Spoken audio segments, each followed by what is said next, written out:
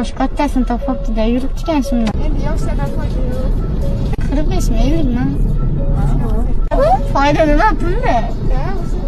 Yoshi katta ekanda uni yoshi. Seninki bunchalik emas shekilli. Mayga 35 dan necha? 35 yosh. Mayga emas, unda.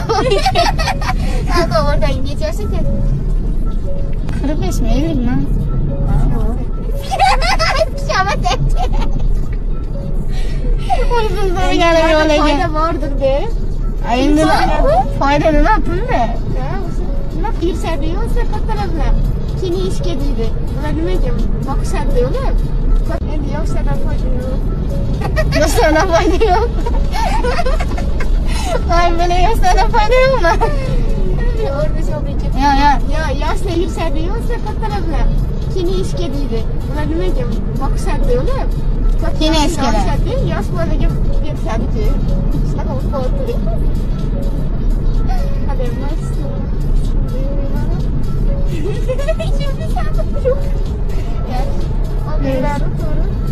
Fakat yoshlar bilan yuradi. Har doimgi ana o'ziniki choshkisi bor kerak. Sen qarashingga o'xshagandan bitta topib olishim kerak edi. Menikidanmi? Ha, prokatga bitdi-yu. Yo'q, prokatga bo'lmaydi. Nozik o'tishim video tomonidan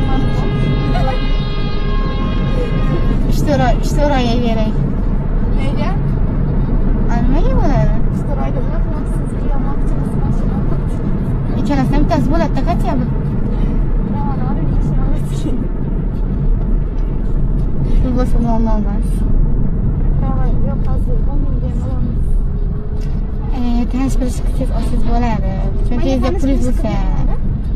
Bo'lishi kerak-da shuning uchun. Pul bo'lishi kerak. Keyin tanish bilish qilinadi. Onun için aslında bittasini topish kerak. Pulim tugadi deganda ishtirok olib beradiganlar. Ha, nozik ishlaydi. Endi yaxshi ko'rmasa hech kim pul sarflamaydi-yu. Shu yaxshi ko'rib qolish kerak. Kimdir topish kerak shunaqa.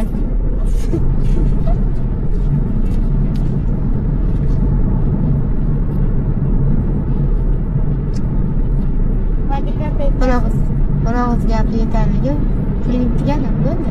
Ertaga beraman, yo'qsa buni olib beraman dedi. Assalomu alaykum jigarlar. Ko'rdingizlar shu videoni. Bu 50 yoshga kirgan erkaklar bor ekan, 55 ga, 18-19 ga kirgan qizlar.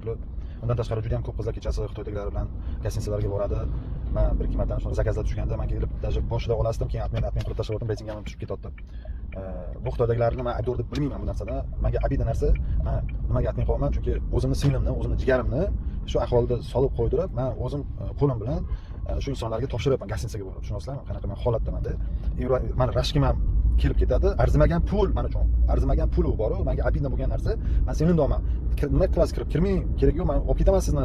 Ana ishga, normal ishga kiring. Yo'q deydi. Sen ishini qilaver deydi. Men bilmayman to'g'risi. Juda ham achinarli hol, kechasi ko'p ishlayman endi. Juda ham ko'p kuzataman-da. Men o'zimni aybdor deb bilaman, chunki erkak sifatida men xohlamayman shunaqa qizlarni shunaqa bo'lib ketishni xohlamayman. Chunki men natsist emasman, men rasist emasman-da. Men просто abida bo'lgan narsa shu holatda biz keltiryapmiz. То есть mana bunaqa oilalar barbod bo'lib ketyapti, pulning orqasidan yoki biror narsaning orqasidan. Uydagilari даже qizlarimizning ota-onalari hep bo'lib kel qizim o'tiraver deb ular ham neprav. Men hech kimni осуждать qilmayman. Bir tarafdan ular ham neprav, erkaklar ham neprav, bizlar ham neprav, uylar ham neprav. Shuning uchun oila muqaddas narsa, uni ushlash kerak. Nima bo'lmagan qat'iy nazarda bunaqa ahvolga tashlab qo'yishimiz kerak emas deb o'ylayman men. Chunki meni yuragim achinib ketadi. Men musulmonman, men o'zbekman. Qanaqa qilib men singlimni topshirishim mumkin-da? Shuning uchun zakazlarni ko'pini admin qilaman. Shunda kelaman, qarayman, o'zi Xitoymi? O'zimizning o'zbeklar qizlardan chiqyapman, men sirraz admin qilaman. Ilojim yo'q meni bo'lishi.